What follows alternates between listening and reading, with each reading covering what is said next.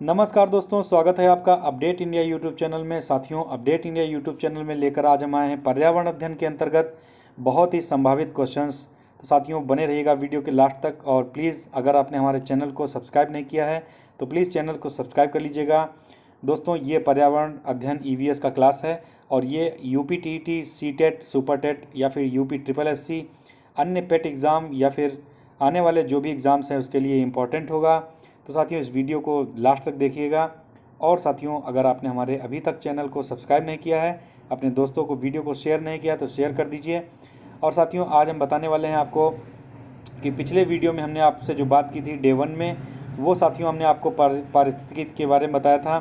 पारिस्थितिकी यानी इकोलॉजी शब्द का जो पहला प्रयोग था अर्नेस्ट हैकल के द्वारा किया गया था। उसके बाद हमने आपको बताया था कि पारिस्थितिकी तंत्र यानी इकोसिस्टम क्या होता है, और इसका जो प्रयोग था वो ए.जी. टांसले महोदय के द्वारा किया गया था। अगर आपने हमारा ये वीडियो नहीं देखा है तो आप प्लीज़ हमारे चैनल की प्लेलिस्ट में जाकर के आप यूपी टीटी एग्ज़ाम की प्लेलिस्ट है उसमें जाकर के इस वीडियो को आप देख सकते हैं। हमने आपको पारिस्थितिकी तंत्र के घटकों के बारे में बताया था, साथ ही साथ हमने आपको बताया था प्रकाश संश्लेषण के बारे में। आप देख पाएंगे उपभोक्ता और फिर उपभोक्ताओं के प्रकार, चाहे वो प्रथम श्रेणी के हों, द्वितीय श्रेणी के या फिर तृतीय श्रेणी के उपभोक्ता, इनके बारे में साथियों हमने आपको बता दिया था। हमने आपको ये भी बताया था कि सर्वाहारी कौन कौन से जंतु होते हैं। अजैविक घटकों के अंतर्गत हमने कार्बनिक, अकार्बनिक एवं भौतिक घटकों की भी बात की थी। साथियों, हमने खाद्य श्रृंखला, जो कि बहुत इंपॉर्टेंट टॉपिक है, इसके भी क्वेश्चंस आपको बताए थे। और इसके बाद साथियों हमने बताया था पौधे, टिड्डा, मेढक, सांप, उल्लू, ये जो क्रम बताया था ये भी आपको बताया था। तो साथियों, आज हम लेकर के आए हैं सेशन नंबर 2 है, डे 2 है।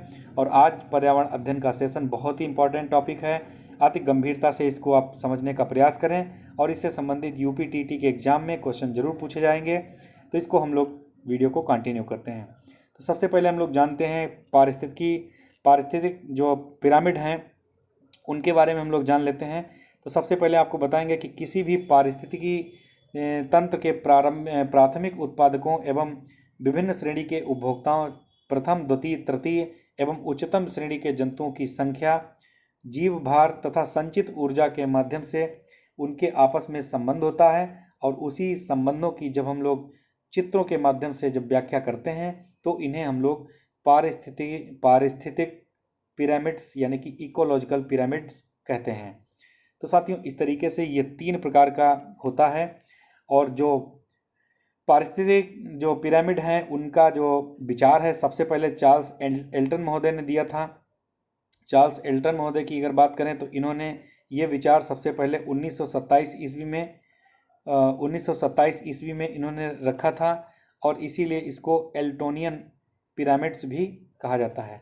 साथियों, एल्टोनियन पिरामिड्स भी इसीलिए कहा जाता है क्योंकि ये विचार सबसे पहले चार्ल्स एल्टन महोदय ने 1927 ईस्वी में दिया था। आगे बढ़ते हैं साथियों, देखते हैं पारिस्थितिकी जो इसके पिरामिड्स हैं ये कितने प्रकार के होते हैं। तो पारिस्थितिकी जो पिरामिड होते हैं ये मुख्य रूप से 3 प्रकार के होते हैं। सबसे पहला है जीव संख्या का पिरामिड, इसको हम लोग पिरामिड्स ऑफ नंबर्स कह सकते हैं। दूसरा है जीव भार का पिरामिड, यानी कि इसको हम पिरामिड ऑफ बायोमास कह सकते हैं। और तीसरा है संचित ऊर्जा का पिरामिड, यानी कि पिरामिड ऑफ एनर्जी। ये 3 प्रकार का पिरामिड साथियों होता है। और इसके अंतर्गत सबसे पहले हम लोग जानेंगे जीव संख्या का जो पिरामिड होता है वो किस प्रकार का होता है। तो जीव संख्या का जो पिरामिड होता है वो प्राथमिक उत्पादकों एवं विभिन्न श्रेणी के उपभोक्ताओं की संख्या के संबंध में के बारे में बोध कराता है, और उसे ही हम लोग जीव संख्या का पिरामिड कहते हैं। यानी कि जो भी ये पिरामिड बनता है ये प्राथमिक उत्पादक एवं विभिन्न श्रेणी के उपभोक्ताओं की जो संख्या होती है उसके संबंध में ये बोध कराता है। जब हम लोग इसका चित्र बनाते हैं तो ये जीव संख्या का पिरामिड कहलाता है। साथियों, ऐसे चित्रों का जो आधार होता है वो सदैव प्राथमिक उत्पादकों की संख्या बताता है। सबसे पहले साथियों हम आपको बता दें कि इसमें आधार क्या होता है। जैसे कोई भी हम लोग एक त्रिभुज बनाते हैं इस तरीके का, और इसको ही लगभग हम लोग पिरामिड भी कह सकते हैं क्योंकि पिरामिड भी इसी आकार का होता है। तो साथियों, ये जो पिरामिड बनता है इस पिरामिड में जो आधार होता है वो नीचे का भाग होता है, यानी कि ये भाग जो होता है ये आधार होता है। इसको ही साथियों बताया गया है कि जो इसका आधार है ये सदैव प्राथमिक उत्पादकों की संख्या बताता है। यानी कि प्राथमिक उत्पादक यानी कि हरे पौधे, पेड़ पौधे जो भी होते हैं यहीं पर दर्शाए जाते हैं, तो इनकी संख्या बताता है। इसका ऊपरी भाग सदैव उच्चतम श्रेणी के उपभोक्ताओं की संख्या बताता है। यानी कि ये जो भाग है ये बताता है कि उच्चतम श्रेणी के जो उपभोक्ता हैं वे कौन कौन से होते हैं। तो इस तरीके से साथियों जीव संख्या का जो पिरामिड है ये हमने आपको बताया है। इनके बारे में आप जान लीजिए कि ये पिरामिड जो होते हैं ये सीधे तथा उल्टे दोनों प्रकार के हो सकते हैं। यानी कि ये पिरामिड जीव संख्या के पिरामिड जो होते हैं वो सीधे तथा उल्टे दोनों प्रकार के हो सकते हैं। आगे बढ़ते हैं साथियों, जो जीव संख्या का पिरामिड है उनके बारे में जान लेते हैं। घास स्थलीय एवं फसल स्थलीय पिरामिड सीधे बनेंगे। यानी कि ये जो आप देख पा रहे हैं ये जो पिरामिड बना हुआ है ये घास स्थलीय, ये वाला पिरामिड 1 नंबर, ये घास स्थलीय एवं फसल स्थलीय जो पिरामिड होता है वो सीधा बनता है, यानी कि इस प्रकार का बनेगा। और पेड़ का पिरामिड जो है बिल्कुल उल्टा बनता है, यानी कि ये वाला पिरामिड जो है बिल्कुल उल्टा बनता है। क्योंकि साथियों यहाँ पर जो है ये पार्ट जो नीचे का है यहाँ पर प्राथमिक उत्पादक होते हैं, यहीं पर पेड़ पौधे होते हैं। और उसके बाद साथियों यहाँ पर होते हैं प्राथमिक उपभोक्ता, और उसके बाद जो है यहाँ पर ये होते हैं द्वितीयक उपभोक्ता। तो इस तरीके से इसकी जो संख्या होती है इसकी संख्या में क्या होता है वृद्धि होती जाती है। इसे ही हम लोग जीव संख्या का पिरामिड के अंतर्गत इसको रखते हैं।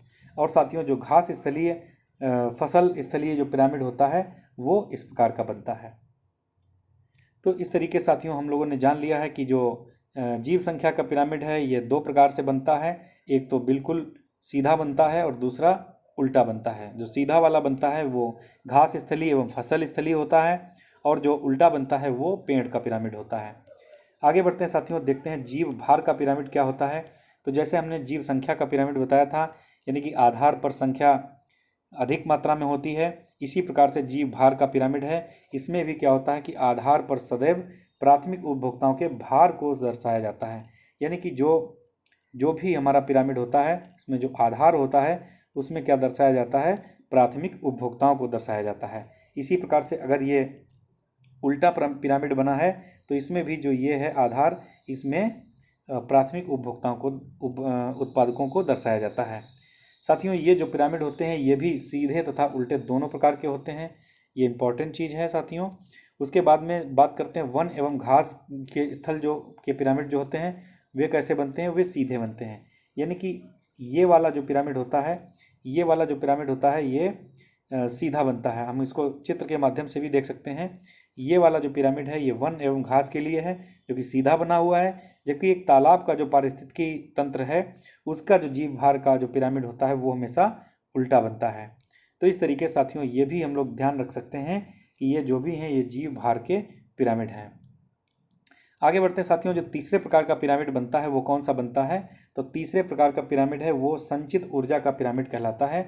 यह पिरामिड सदैव सीधा बनता है, यानी कि सदैव ये इस प्रकार का जो है पिरामिड बनता है। तो साथियों ये देख सकते हैं हम लोग, इसमें क्या होता है, सबसे पहले प्राथमिक उत्पादक जो होता है वो सूर्य की ऊर्जा को पहले रासायनिक ऊर्जा में परिवर्तित कर देता है जो कि कार्बनिक पदार्थों के रूप में होती हैं।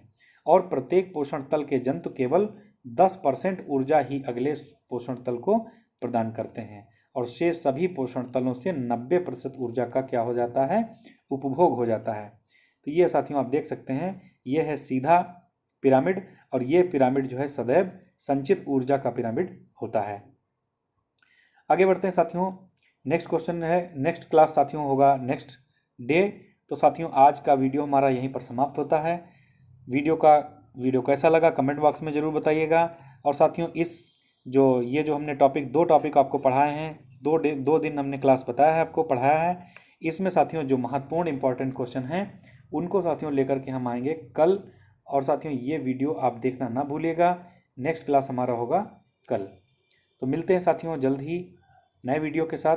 और अभी आपको करंट अफेयर्स, आज 23 तारीख है, 23 तारीख का करंट अफेयर वीडियो शाम तक अपलोड किया जाएगा, उसको भी साथियों आप लोग देखना ना भूलिएगा। तो मिलते हैं साथियों नेक्स्ट क्लास में, तब तक के लिए थैंक यू।